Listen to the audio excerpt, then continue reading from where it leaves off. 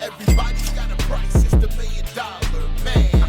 Podcast in demand. Understand, everybody's got a price. $1 million man. Everybody's got a price. $1 million man. Everybody's got a pod, it's the $1 million man. Podcast in demand. Understand, everybody's got a price. $1 million man. Everybody's got a price. What's up, everybody? It's Marcus D'Angelo, and we're back for another episode of Everybody's Got a Pod. But this week we had to call a little audible.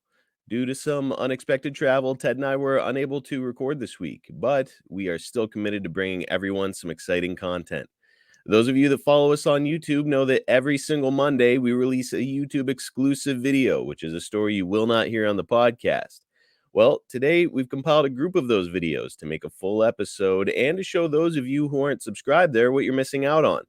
We'll return next week with another fun edition of Ask Ted Anything, but in the meantime, sit back, relax, and enjoy some stories, thoughts, and anecdotes from one of the most legendary voices in wrestling history, the $1 Million Man, Ted DiBiase.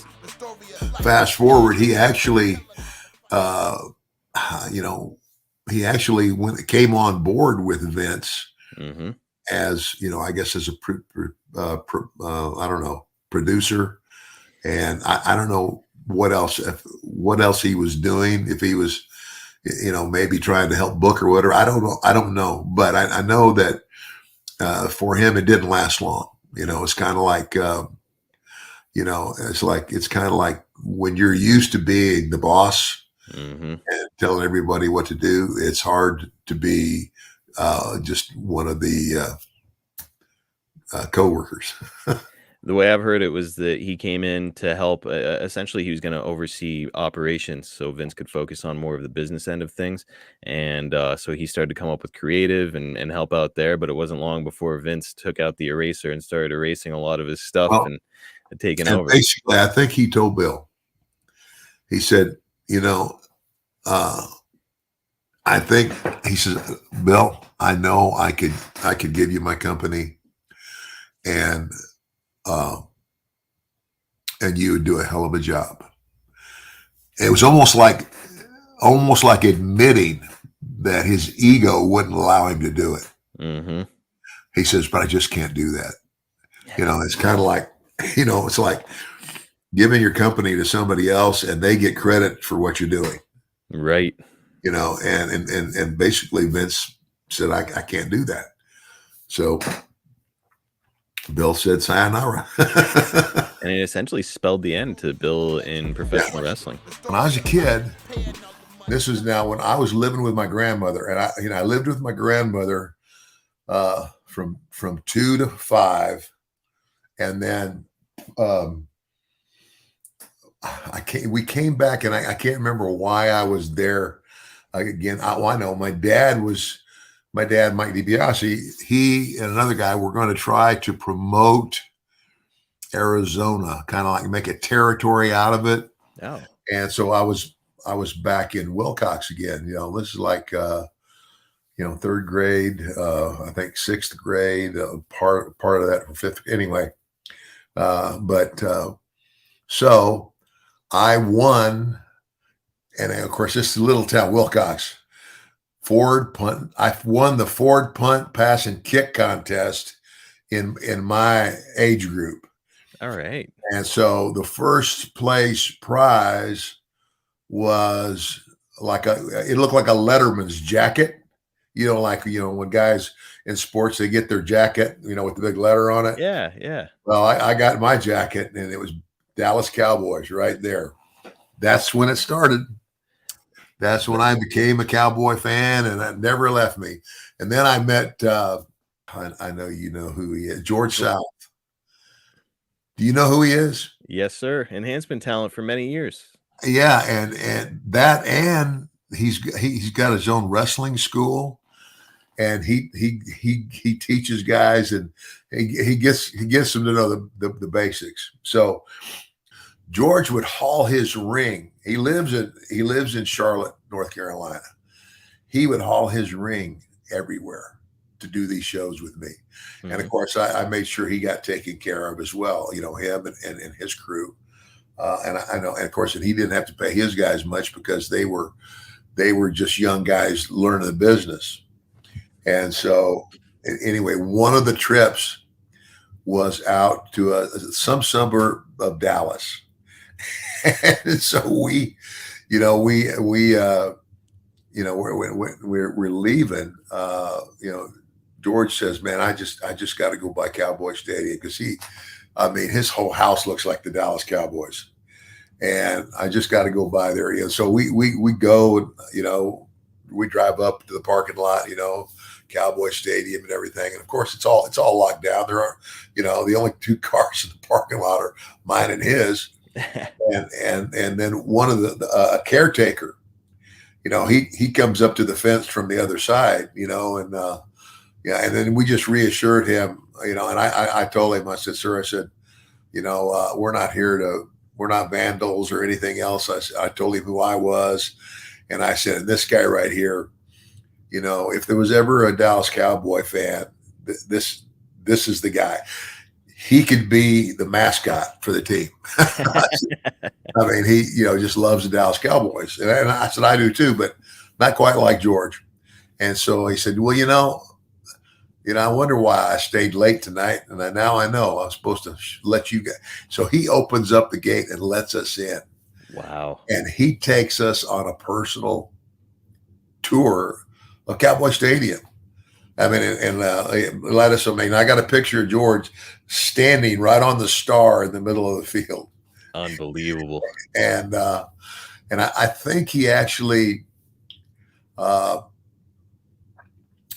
he gave him a seat, most of those seats are like anchored, you can't move them. They're permanent seats. And right. I don't know how he did it or if there was just one available, but he says, here's a little memento. Take a little bit of Cowboy Stadium with you. And he gave George the seat. That's Holy funny. Smokes. So he's got a seat from Cowboy Stadium.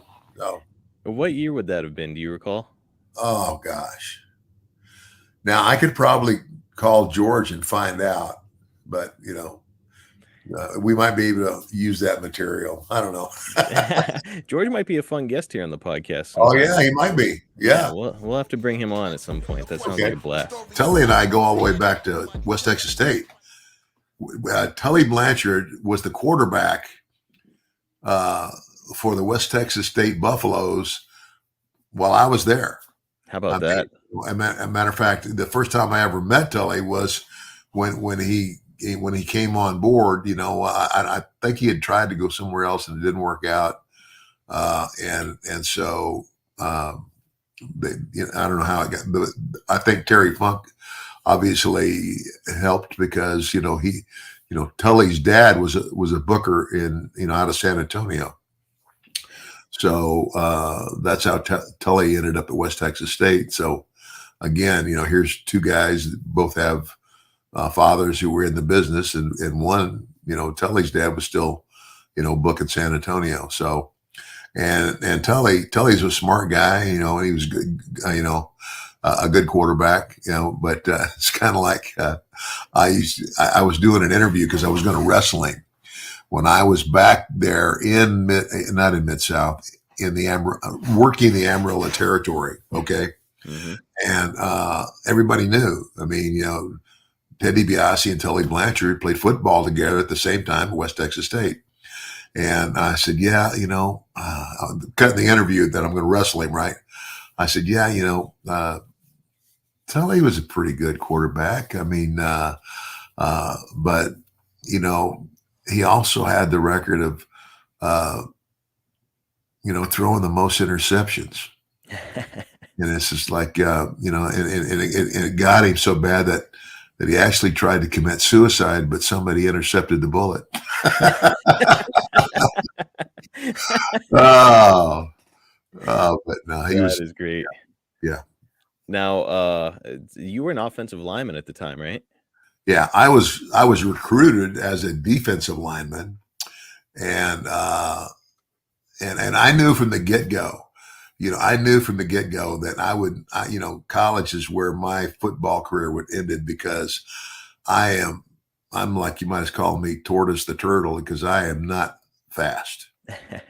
The thing about being a lineman is it's quick off the ball and it's that first explosion, and then you got two guys that are battling. But anyway, yeah, they recruited me as a defensive tackle, but because of my lack of speed, they said, I remember the coach looked at me one day and he said, DiBiase, he said, I wish all our players had your tenacity, but son, we're going to have to start timing you with a sundial. And I remember thinking to myself, well, no NFL, that's for sure. And so they said, we're going to move you to offense and make you an offensive tackle. And that will give you the benefit of the snap count and an assignment, because on defense, you're reacting. So, and you have to react fast. So what they were trying to do is give me whatever advantage they could. I wasn't real happy about it, but I wanted to play. So I was an offensive tackle. Well, rumor has it that Tully could be difficult to get along with at times. So did you ever let a defensive guy slip past you? Go ahead and light him up, teach him a lesson? I would not admit that on this podcast. I'm going to take that as a yes. And that was true too. I mean, some of the guys, I went and I introduced him to, all these guys on the football team. And yeah, Tully's a different guy now. Let's just put it that way. Mm-hmm. He's a much different person now. He was pretty much all full of himself back then. Yep. Arn has said before on his podcast, that he was like, most of us were playing heels. He was like, it was a shoot with Tully. That guy was a heel. Arn has a good way of saying everything. Yep. I know that you had said that your struggle, primary struggle back in the day was fidelity, maintaining your fidelity in your marriage. But a lot of guys struggled with somas and certainly with drinking, certainly with other drugs. Did you ever abuse substances of any kind, or was it only? No, it's kind of like, that's never been, it's funny. It's never been an issue. My biological dad, Ted Wills, I guess he would be considered like a, kind of like a casual alcoholic. It was like, I never saw him, stumble, fall, get sick or anything like that, but he drank every day. I remember when I would go out to visit him in LA, now he's not a singer anymore. He was a light tech, and he did a lot of, he did a lot of lighting for old shows like The Dating Game, The Newlywed Game, American Bandstand, General Hospital, things like that. But every time he'd get off of work, he'd go to this pub, a place where he could have a drink and get something to eat. And I mean, I would do it with him, I would sit down and they would just bring him his drink because everybody knew what he drank. Now he never sat there and got drunk, but he drank every day. Mm. So, I mean, I guess you would like, I don't know what you would call a casual alcoholic, but, and yet then my mother was definitely, when she married Mike DiBiase, I was 5 years old, and they were married 10 years until Mike had a heart attack and died. And I remember towards the end of, like in the last couple of years of his life, like, and I was in high school and we're in Omaha, and my dad would come home and he would ask me, he says, have you seen your mom drinking anything? Mm. So that was like, my radar went up, it's like, he's worried about her. And anyway, long story short, my mother ended up dying at the age of 56 from emphysema brought on by smoking and alcoholism. Wow. And when my mother was young, she was beautiful woman. When she died at the age of 56, I mean, I'm going to tell you what, that stuff aged you, buddy. That smoking and drinking, and so, I never, uh, I party with the guys when I was in college and stuff. Have I ever been drunk? Yeah, on several occasions. But it was I didn't have to have it. I could take it or I could leave it. And I never, I didn't like pot because all pot did was make me. I knew guys who would smoke pot, and it was like it lit them up. It was almost like taking speed.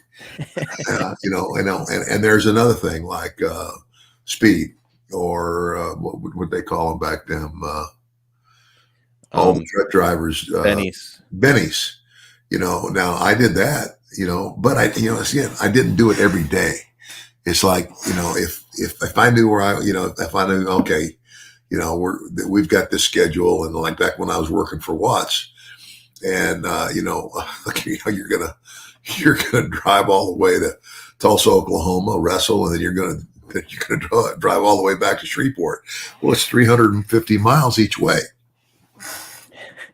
Yeah, you need something. Yeah, and so on days like that, I would do that.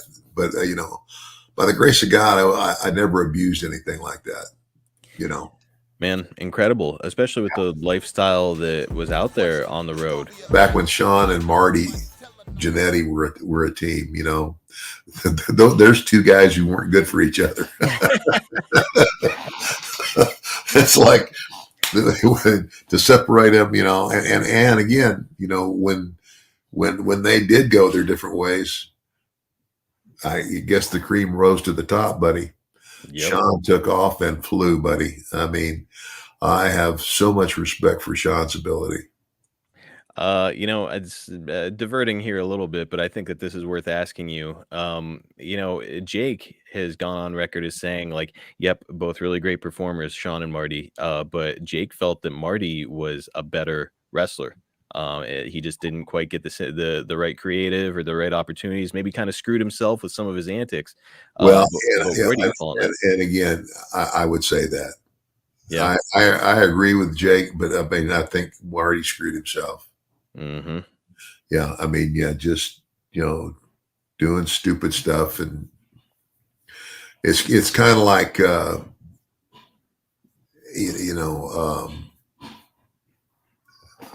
like when Vince made me the $1 Million Man, and he said, he gives me $2,000 in cash, and he says, "This is your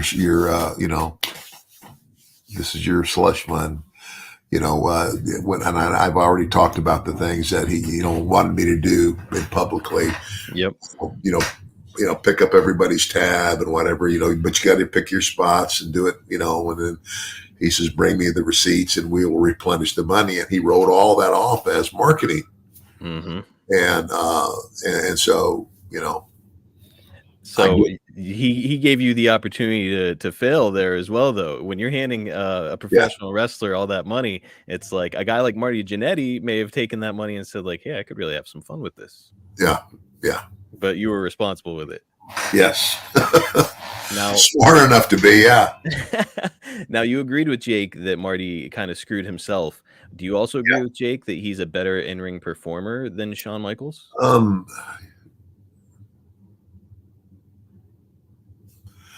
not sure. I mean, I would, I think, I don't know. I think that's kind of a toss-up, personally. I agree. I think it's hard to quantify, say definitively one way or the other, because they're both incredible. But yeah, it's interesting to think of Marty Jannetty with some of Sean's creative and how the roles could have been reversed if things had gone differently. Ric Flair recently signed a long-term contract with AEW. Now, Rick is 74 years old, and rumor has it that he's made it clear he does not intend to wrestle while he's there. However, he's also kind of made it clear that he wouldn't necessarily turn down wrestling. So, Ted, just want to get your thoughts on Rick and his new gig at 74 years old. Gosh, I mean, I love Rick. I mean, Rick, without a doubt, is one of the greatest that we've ever had.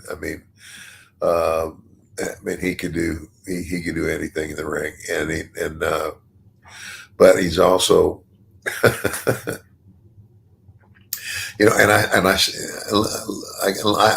I've said this before, but I want to say it as if Rick could hear me saying it, I would say it lovingly.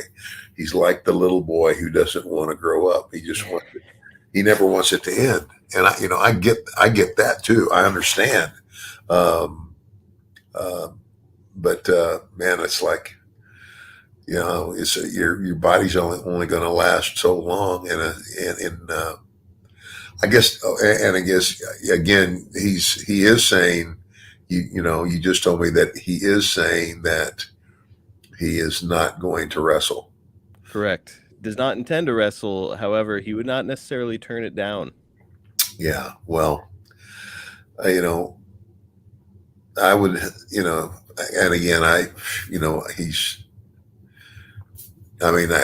God bless him. I mean, for even, having the heart to continue in any way. I mean, it's like, I was 40.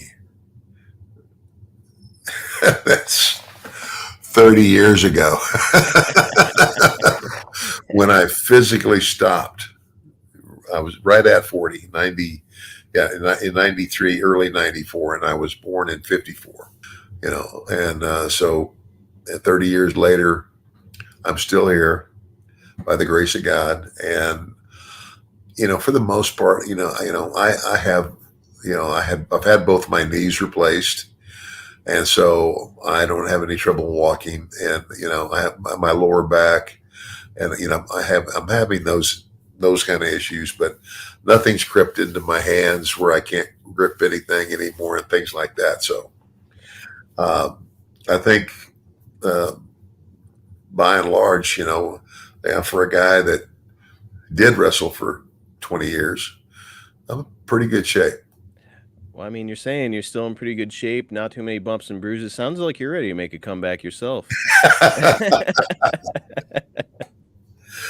Just teasing. I know better. And yeah, I mean, God bless. Maybe Rick needs a manager. He would be better than the $1 Million Man.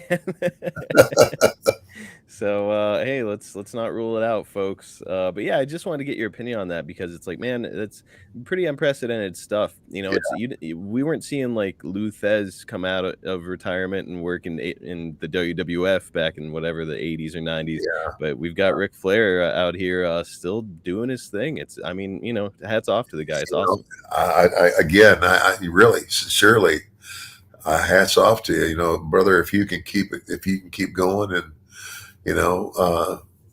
and he keeps himself in pretty good shape. Yeah.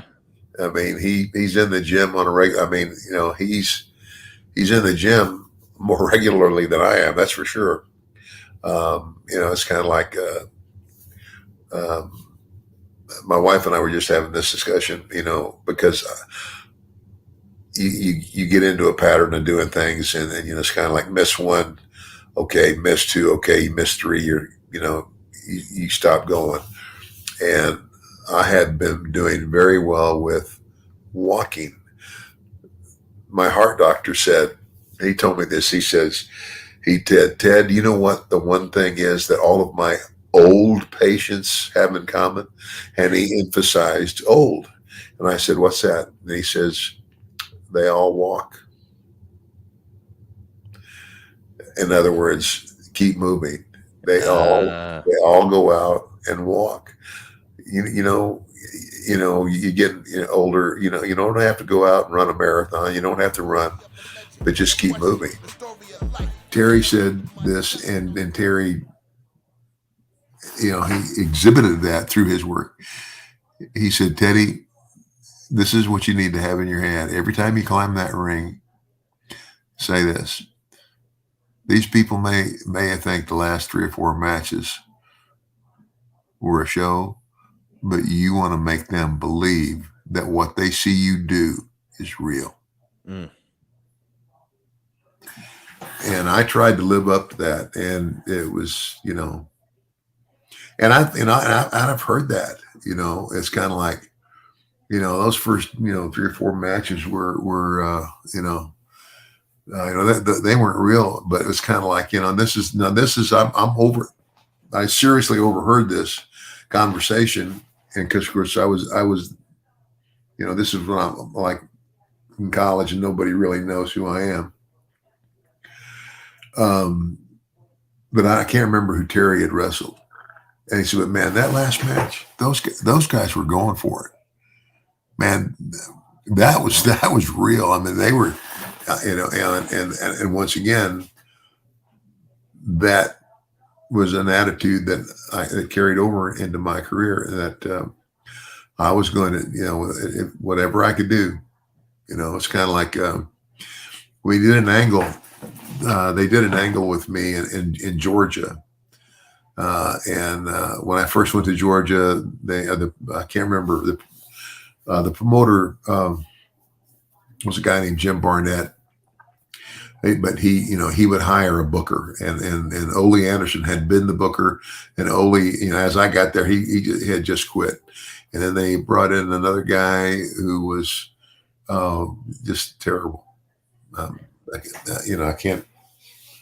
not going to say who that guy was, but then they brought Buck Robley, and Buck, Buck's a wild guy and had a wild gimmick, but he really knew wrestling, and so they shot this angle with me where I take this bump over the top rope to the floor, and after like having so many pile drivers. And we did a deal where I took blood, out of I took my own blood and put it in like a balloon, Mm-hmm. and tied it off, and I carried it in my mouth during the match. And then when this all went down, I just chewed on it until it broke. So there's blood coming out of my mouth.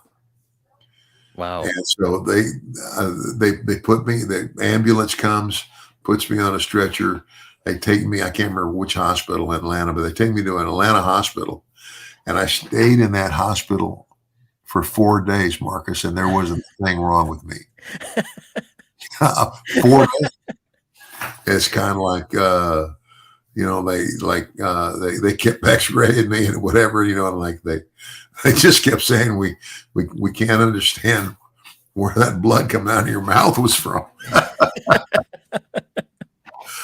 But again, make it real. And I tried to make it real all the time. You followed Terry's advice, that's for sure. Yeah. Wow. Ted, how do you get blood into a balloon exactly?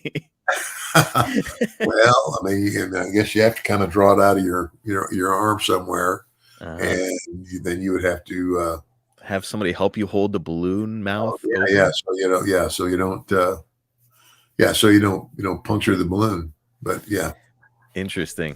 Yeah. Wow, well, the tricks of the trade, man. Dark Side of the Ring recently did an episode about Bash at the Beach 2000, and I'll give you the Reader's Digest version of what happened there. In a nutshell, Hulk Hogan was supposed to put over Jeff Jarrett for the World Heavyweight Championship. Hogan didn't want to go out there and do it, and he had creative control. So Vince Russo wound up having Jeff Jarrett go out to the ring, and this is a shoot. He had him just go out to the ring and lay down without telling Hogan. So Jeff just climbs in the ring, lays down, and Hogan puts his foot on him and pins him. And Hogan was furious about it, of course, because he was expecting a match.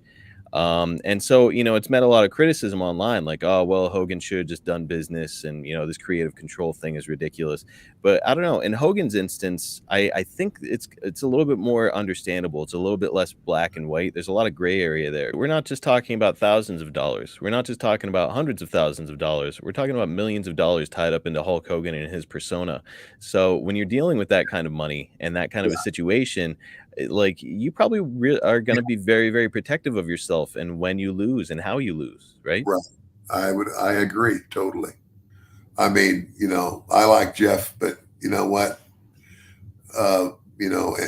It's like, I mean, Hogan was, I mean, oh my gosh, Hogan was Hogan when the WWF exploded. I mean, he was the guy, and he was, and why, I just, if Hogan's gonna put somebody over, in my opinion, it's got to be somebody with a lot more drawing power than Jeff Jarrett.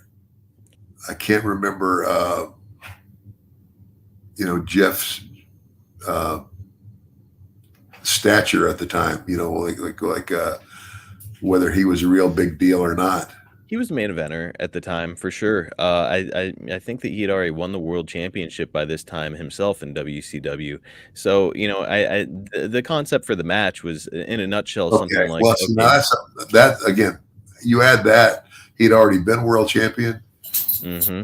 And now he's going to try to go back and get it again. Right. So, well, I mean, then you've got an argument, like, okay, so who at the bottom, but here's the bottom line.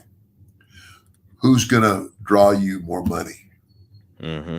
Who is going to take that belt and have the persona, if you will, that's big enough to carry the load, and Hogan had that name equity. Yeah, he did.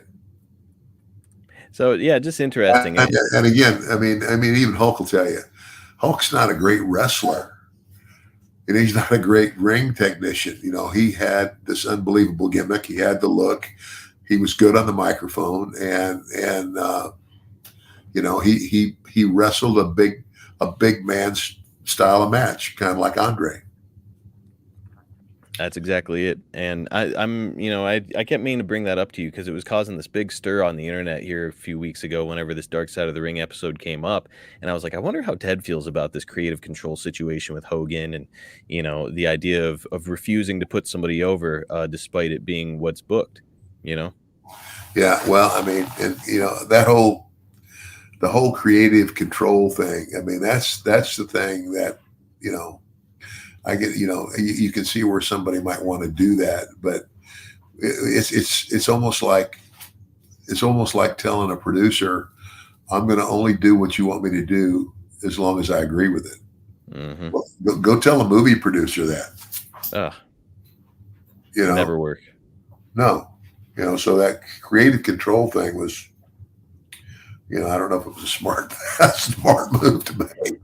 It's the inmates running the asylum, Yeah, exactly. It's kind of like, you want me to do what? No, I don't want to do that. Figure out something else.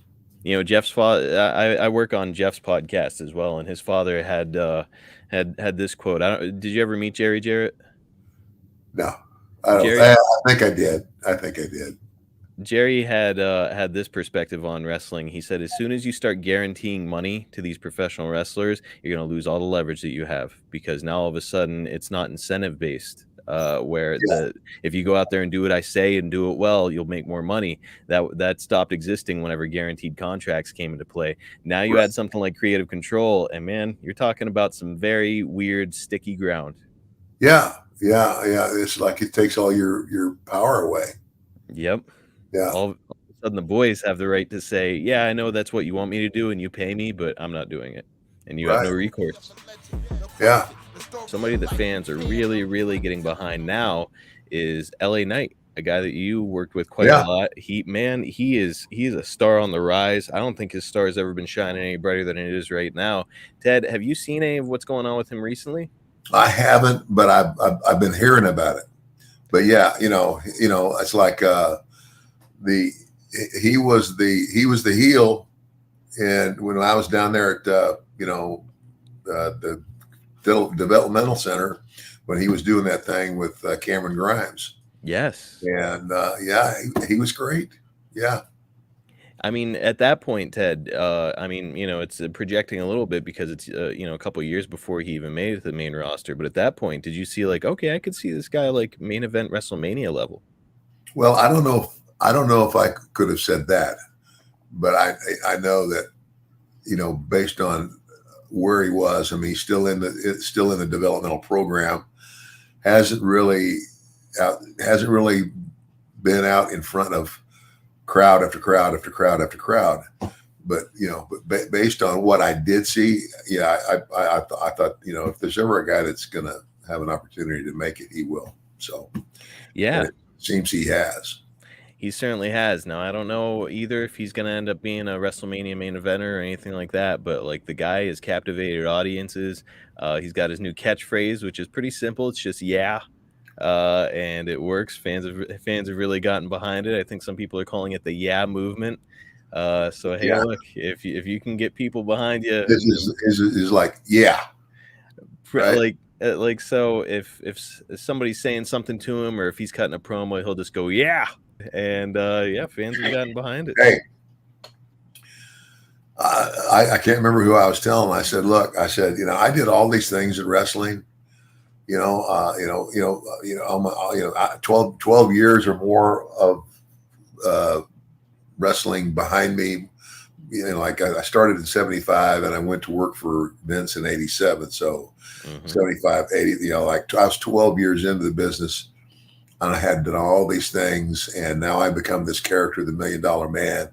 And after all the things we did as the $1 Million Man, what do the people remember? Got to be the laugh. The laugh. They remember the laugh. The laugh is forever my trademark, I guess. And I guess I should be happy about it. And it's funny. Again, this is Vince McMahon.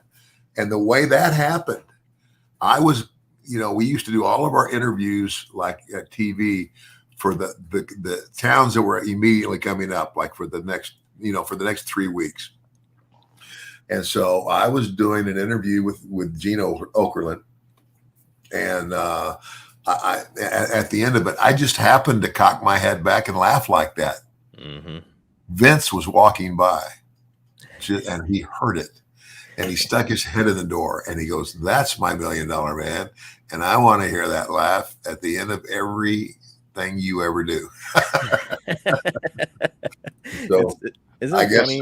Once again, I have to thank Vince's ingenuity. So, isn't it funny that to your point, you had all those years like the Loaded Glove, the pile drivers with the Freebirds, then you turn around and doing the pile drivers with Tommy Rich, and like all of this history, and all the people want to talk about is that laugh. Yeah. Well, it's as long as it's gay. You know what? It works, do it. Absolutely, man. And look, it's probably going to be the same thing for LA Knight. It'll be 20 years from now and people are going to be coming up to him going, yeah. There's a trailer. It's brand new for The Iron Claw, which tells the story about the Von Erich family. Any chance you've seen that trailer yet? I haven't. Oh man, it is definitely worth a look. But really, more than talking about the trailer, I wanted to talk to you about the Von Erich family. Did you ever spend much time around them? No, I really didn't. Of course, Fritz Von Erich, he promoted wrestling in Dallas basically for, the longest time. And it's one of those places I never went. I mean, I might have wrestled there one time, and I can't, and I don't know what I can't remember why. And I don't know, it's just kind of I don't know. Now, when you say wrestled there one time, do you mean wrestled in his territory or wrestled in the Sportatorium? No, in the Sportatorium. One time. Yeah, maybe one time. Wow. Yeah. I mean, I never wrestled. I mean, I never wrestled what I guess they would call it the Dallas territory. Mm-hmm. I mean, Texas is so big. I mean, Amarillo, where, and I just came back from Amarillo again. I was just there for a Comic-Con, and got to see my son and everything. And nostalgically, I drove around to a lot of places. I went and visited Terry Funk's grave and his wife's, and Anyway, West Texas State, that's where I went to college. And West Texas State is just like 11 miles west of Amarillo. I mean, south of Amarillo. Okay. So anyway, Amarillo is near and dear to my heart. I mean, I have so many memories of Amarillo. So. It's funny because when I saw that trailer for the Iron Claw, and I was like, "Oh, the Von Erichs, it's Texas." I bet Ted has a lot of experience around the Von Erichs, but realistically, Amarillo's like 5.5 hour drive away from Dallas. So, just because you were in Amarillo doesn't necessarily mean that you worked for the. And again, okay, so Amarillo, but the Amarillo territory consisted of Amarillo. Okay, if you go Amarillo, I mean, you still have to go somewhat south. We would wrestle in Amarillo. Okay, I mean, Sunday was Albuquerque, New Mexico. That's 300 miles west. Then you come back to Amarillo. Monday night was Abilene. Well, Abilene's, I mean, I wonder how far Abilene is from Dallas, but Abilene was on Monday night. Tuesday night was Odessa. Wednesday night was San Angelo, which is, again, south of Odessa. And then Wednesday night, we would all drive back to Amarillo, and we would wrestle in Amarillo on Thursday night. Friday night was Lubbock. And then Saturday was the TV show. And the short trip was Hereford, Texas, which is only 30 miles from Amarillo, or the long trip would have been to either Pueblo, Colorado, or Colorado Springs. That's quite a riding schedule. And I just looked it up. Abilene's about 3 hours away by car from Dallas. So that may have been the closest you got to their territory. Yeah. Wow. So I never, and for whatever reason, I guess probably because of my relationship with the Funks. I never saw a reason, to go to the Dallas territory. Right. And again, I wouldn't even be able to tell you what the Dallas territory consisted of. What their towns were. Jake and I recently talked about him working in WCCW in 1984. And to say the least, he was not necessarily satisfied with his experience there, not just from a money standpoint, but also, the Von Erich boys are working on top, and they weren't necessarily responsible all the time. They certainly had some substance abuse issues. And Jake was saying, they'd promote a town with these guys, and everybody's showing up in town to see the Von Erich boys, and they just wouldn't show up. Yeah. And I mean, had you heard that kind of scuttlebutt about the Von Erichs at all? Yeah. Or were you just kind of in your own world over there? No, I've heard all that. Yeah. Now, not really a good name in the business. Now, I know that you were, and we're about to move on to the topic. I just find this fascinating with the movie coming out. I know that you were around Kerry Von Erich, at least during his time in the WWF. I mean, did you ever work with him? Yeah, I did. I think I worked with him one time and actually had a decent match, but that's because I was calling it, so. That is kind of what we hear about him. There's a famous story about him showing up to wrestle Ric Flair. I think they were in Texas Stadium or something. And Kerry was under the influence to the point where he couldn't even lace his own boots. Somebody had to lace him and get him out to the ring. And they said that he had a fever during the match, which is why he was not quite himself. And, Ric Flair being Ric Flair, he could work with a broomstick, and he was out there and got a good match out of him. So it's a shame because, you look at the guy and you look at all the Von Erich boys, like, great look, great lineage. It's like, man, if they could have held it together, I mean, sky's the limit. $1 million dream, tell them all good night. Everybody's got a pod, everybody's got a